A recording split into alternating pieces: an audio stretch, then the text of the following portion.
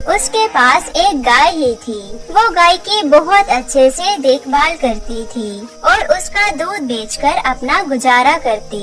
बस वही उसकी आमदनी का जरिया था।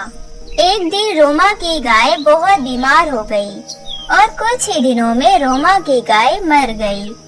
हाय, अब मेरा घर कैसे चलेगा? फिर रोमा ने पड़ोसन की गाय के गोबर के गोहे बनाकर बेचना शुरू कर दिया। एक दिन पड़ोसन ने सोचा, ये रोज मेरे गाय का गोबर ले जाती है और उससे गोहे बनाकर अपना घर चलाती है। मैं अपने गाय का गोबर क्यों धो भला? फिर रोमा की पड़ोसन अपने गाय को अपने घर में ही बांधना शुरू करती है।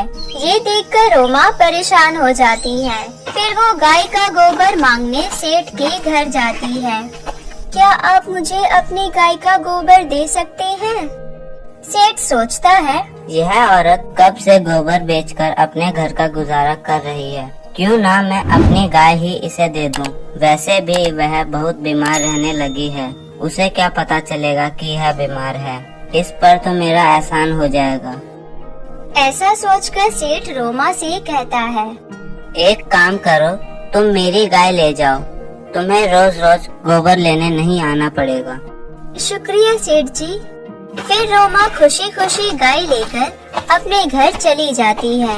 रोमा उसे घर के बाहर बांध देती है। रोमा उसके गोबर का इस्तेमाल करके घर को चलाने लगी।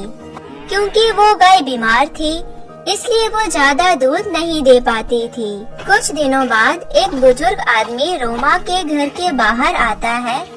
बाबा जी, मैं आपकी क्या मदद कर सकती हूँ? बेटा, मुझे बहुत भूख लगी है, अगर कुछ खाने को मिल जाए तो बहुत अच्छा होगा। जी बाबा जी, मैं अभी कुछ लेकर आती हूँ। रोमा के पास थोड़ा सा ही खाना होता है, जो वो बाबा जी को दे देती है। बाबा, आप खाना शुरू कीजिए, मैं अभी आपके लिए पानी लेकर आती हूँ। रोमा जाती है।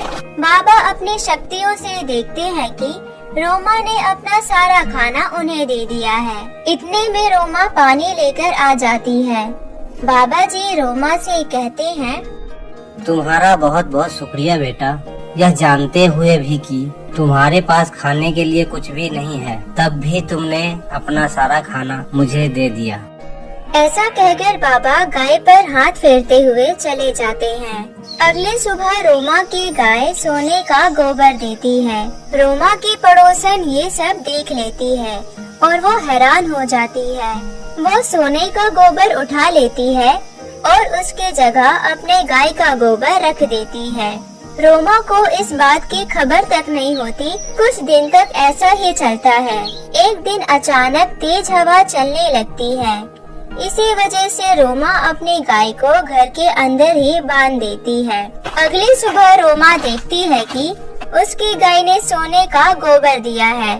वो हैरान हो जाती है और सोचती है, अरे ये कैसे हो गया? ये गाय सोने का गोबर कैसे देने लगी? कहीं ये बाबा जी के दुआओं का असर तो नहीं है? नहीं नहीं, बाबा जी को तो आए बहुत दिन हो गए, लेकिन अचानक ये कैसे हुआ? ऐसा तो नहीं कि हर रोज सोने का गोबर मेरी पड़ोसन ले जाती है। हाँ, आजकल वो मुझसे बहुत मीठी मीठी बातें करती है। रोमा रोज गाय को घर के अंदर ही बांधना शुरू करती है। जब पड़ोसन को सोने का गोबर नहीं मिलता तो वो सोचती है, क्यों ना मैं ये बात जाकर सेठ जी को बता देती हूँ।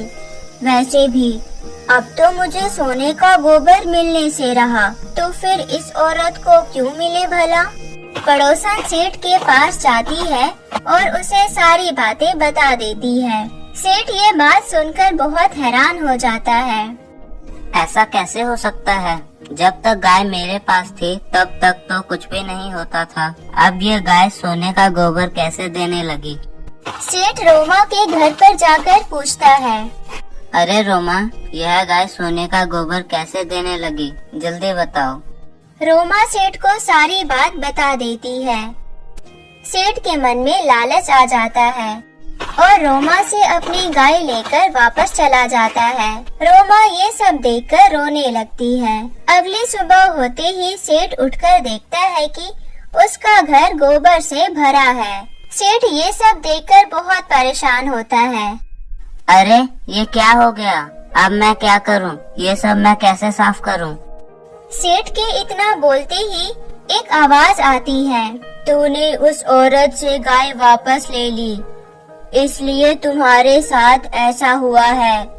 ये गाय उस औरत की है, ये गाय उसे लौटा दे, तभी तुम्हारे घर से ये गंदगी साफ होगी। सेठ फौरन ही रोमा को गाय लौटा देता है। सेठ जैसे ही गाय को वापस करता है, वैसे ही उसके घर से गंदगी साफ हो जाती है। रोमा गाय को वापस पाकर बहुत खुश होती है।